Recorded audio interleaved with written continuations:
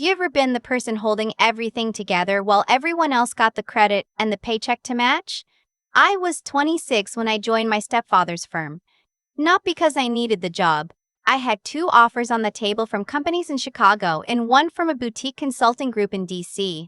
But my mother sat across from me at our kitchen table this summer after I finished my MBA and told me that joining the family business would mean something, that it would be my chance to build something that lasted. "He wants you there," she said. "He told me himself." I believed her. That was my first mistake. My stepfather. I'll call him by what he was.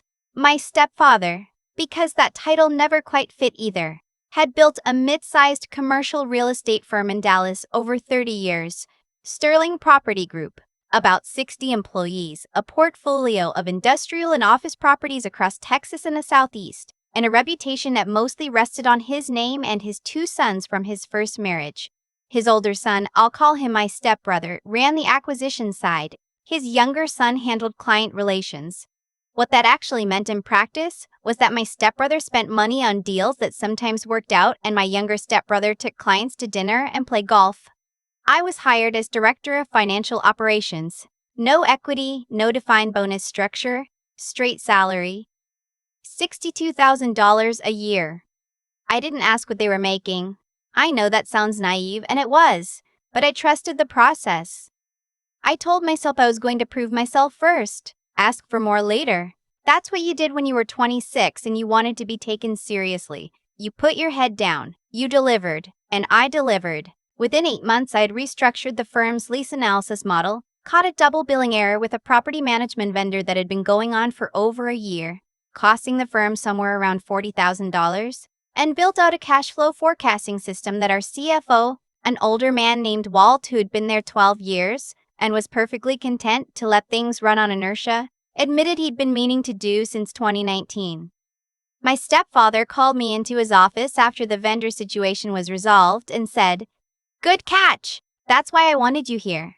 I remember thinking, this is it. This is when it starts to feel real. He gave me a Starbucks gift card with $50 on it. I thanked him. The raise conversation happened, or didn't happen, 6 months after that. I had written up a formal review of my contributions, documented cost savings, time efficiencies, a summary of the forecasting model, and what it had caught in the first 2 quarters. I walked into that meeting prepared. I asked for a raise to $85,000 and a written bonus structure tied to performance. My stepfather leaned back in his chair and told me the firm was in a transitional phase and that we'd revisit compensation in Q1. He said I was doing great work and that it would be recognized. I walked out of that office and ran into my younger stepbrother in the hallway. He was on his phone, laughing about something. He had just gotten back from a client dinner in Austin that apparently involved a suite at a hotel and a tab I had personally approved in the expense system. I didn't know what he was making it, but I was starting to wonder. I found out by accident, the way you find out most things that were never meant for you to know. It was a Thursday afternoon in late October. Walt had been out sick and his assistant had forwarded me a payroll reconciliation file by mistake. She meant to send it to the outside accountant, got the addresses mixed up, and hit send before she realized. By the time she called me to ask me to delete it without opening it, I had already seen the preview line in my email. I opened it anyway. I know I shouldn't have. But I opened it. My stepbrother, acquisitions, was making $220,000 a year, base, plus a quarterly bonus tied to deal closings. My younger stepbrother, client relations, golf, hotel suites, was making $190,000, same structure. I was making $62,000. I sat at my desk for a long time after that, long enough that the afternoon light shifted and my office got darker and I didn't reach over to turn the lamp on. I just sat there with the number on my screen. I was doing more foundational work than either of them. I could document that. My stepbrother in acquisitions had closed 3 deals in the past year, 2 of which had underperformed relative to his own projections. My younger stepbrother had lost a mid-sized client in Houston because he missed a follow-up call. I had spent 2 weeks building a remediation plan to try to save that relationship, and when we eventually lost them anyway, my stepfather had blamed the market conditions in his debrief with the partners. I wasn't being paid for what I did. I was being paid for what they were comfortable giving someone like me. I went home that night and called my best friend, who had taken the Chicago offer and was now 3 years into building exactly the career I had passed up. She listened to everything. Then she said, "You have two options. You either use this or you leave." I wasn't ready to leave yet. I decided to use it. I requested a formal meeting with my stepfather and the outside HR consultant the firm used for executive compensation reviews. I brought documentation. I brought the same kind of memo I would have brought to any client presenting a case for revaluation, market comps, internal contribution metrics, the cost savings I had generated, a letter from Walt confirming that the forecasting system had become a core operational tool. My stepfather sat through the whole presentation. I watched his face go from politely attentive to something quieter, something I recognized as the expression he wore when he had already decided and was just waiting for you to finish. When I was done, he said, "I want to be honest with you because I think you deserve honesty."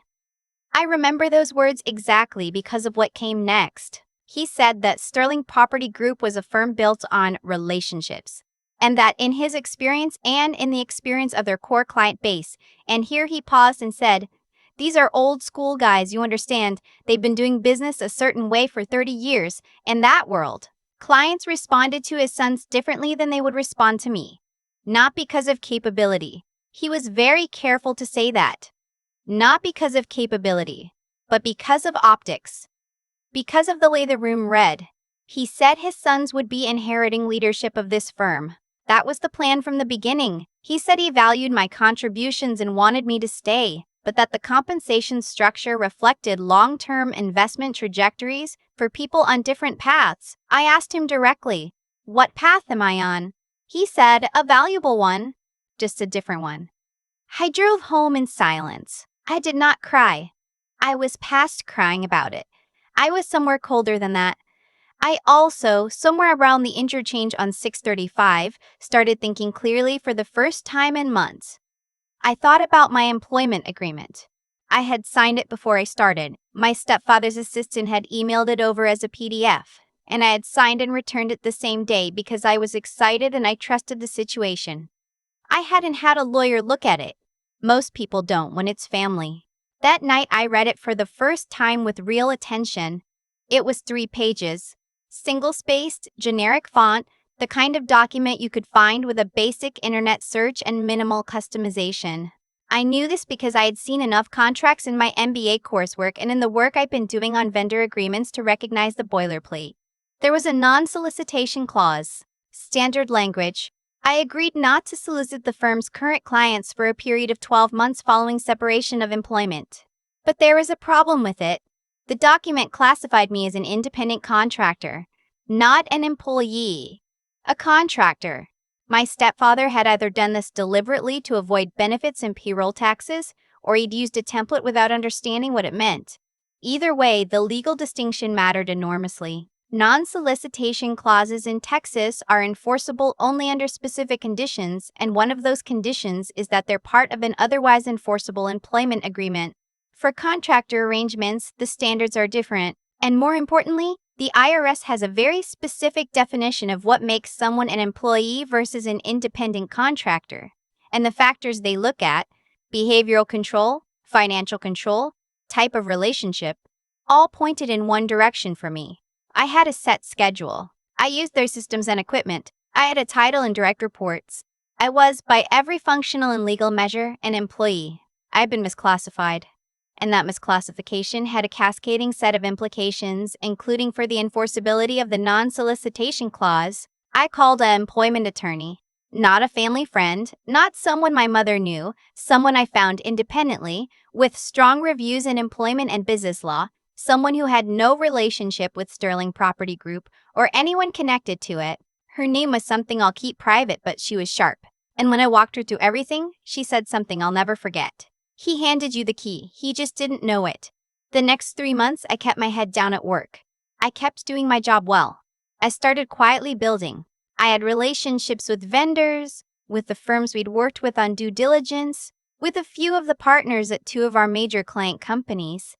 Relationships I had built myself through competence and follow-through, not through golf and dinner. One of those clients was a logistics company based in Fort Worth that I had helped navigate a particularly complicated lease renegotiation. Their CFO, a woman who had been in commercial real estate for 25 years and had very little patience for people who wasted her time, had told me directly, twice, that I was the most useful person at Sterling she'd dealt with. I reached out to her, not to solicit, just to have a conversation about my plans. She was very interested in what I had to say. I incorporated in January, a small business structure, LLC, just me and the oversight of my attorney. I focused on financial advisory and strategic operations for commercial real estate firms, exactly what I had been doing at Sterling, but on my terms, for my clients, at my rate. Then came the gala. Sterling Property Group hosted an annual industry reception every February, a formal event at a hotel ballroom in downtown Dallas, clients and partners and industry contacts.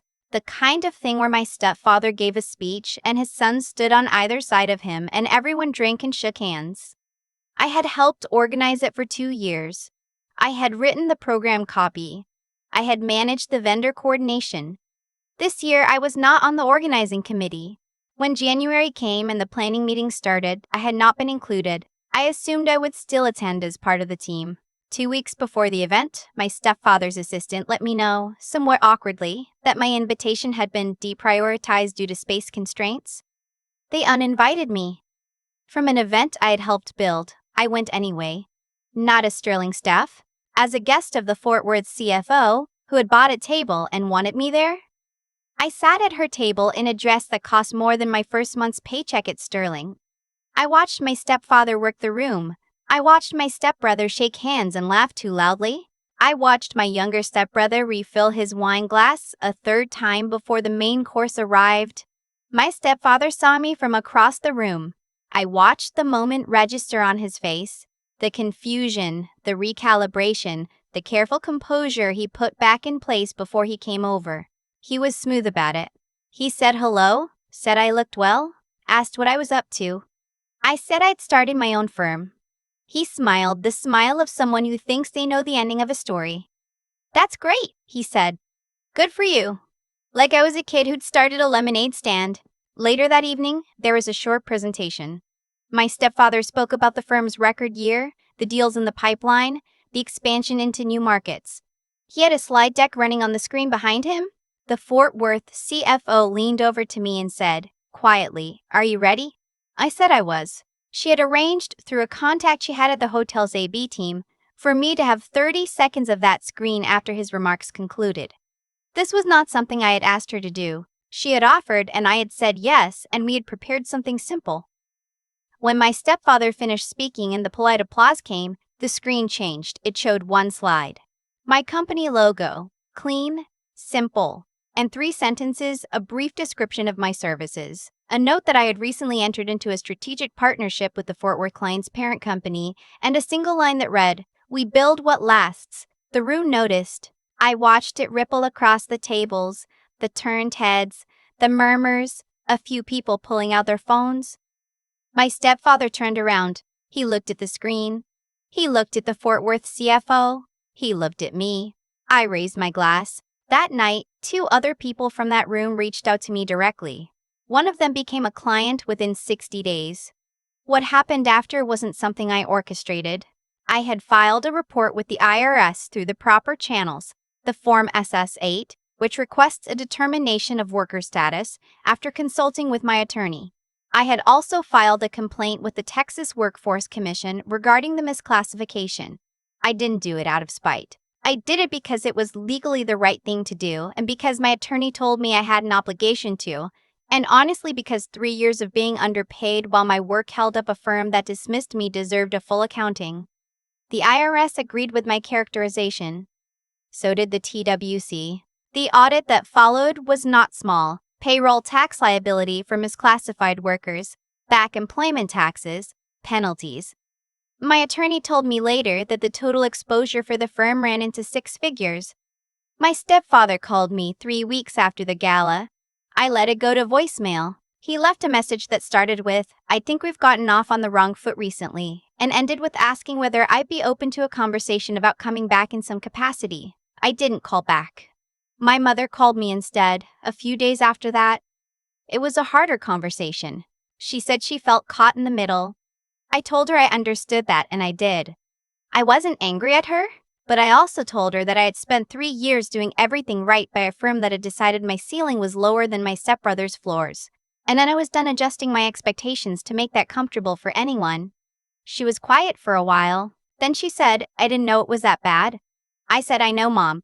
There was a commercial real estate conference in Houston that spring. Industry contacts, developers, investors, the same world I had been operating in for 3 years.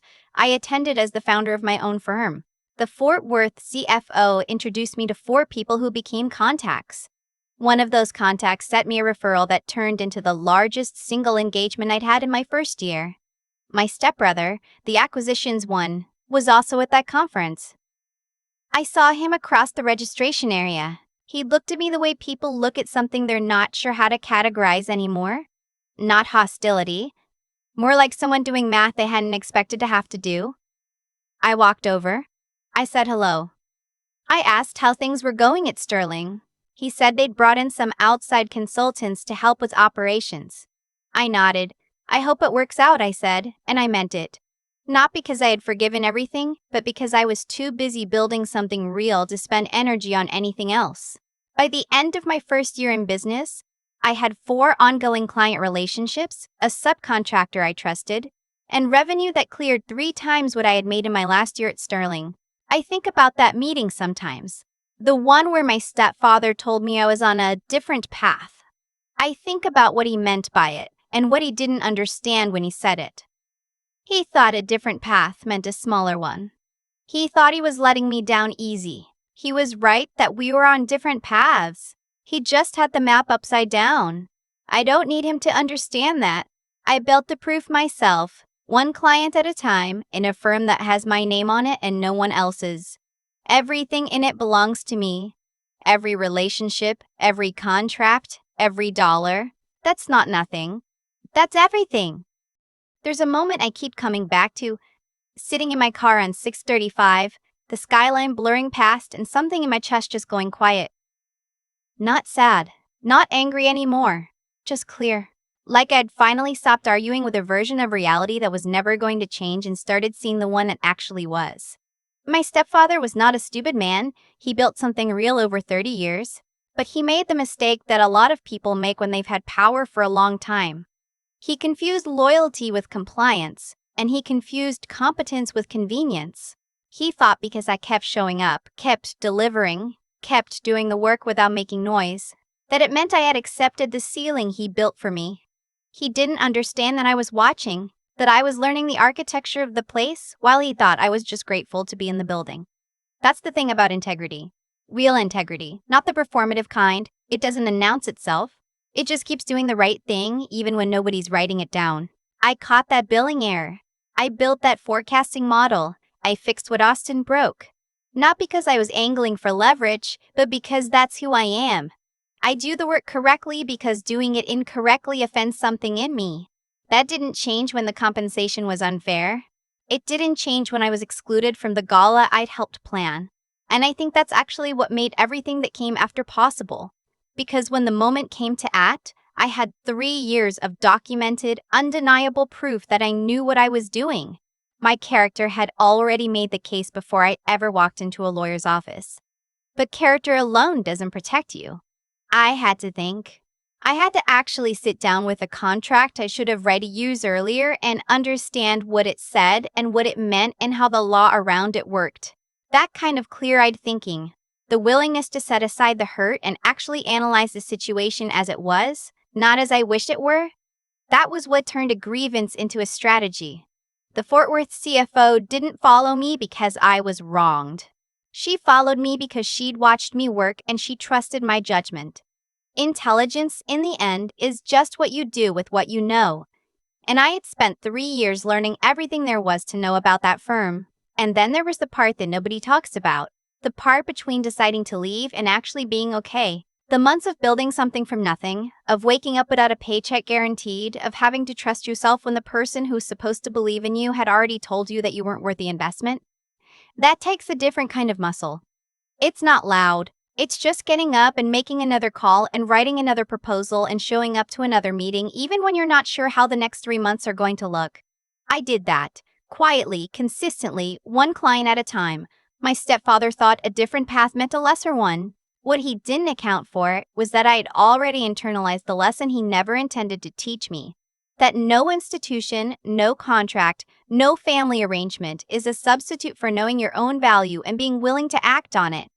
The proof is in the numbers now. But honestly, the proof was always in the work.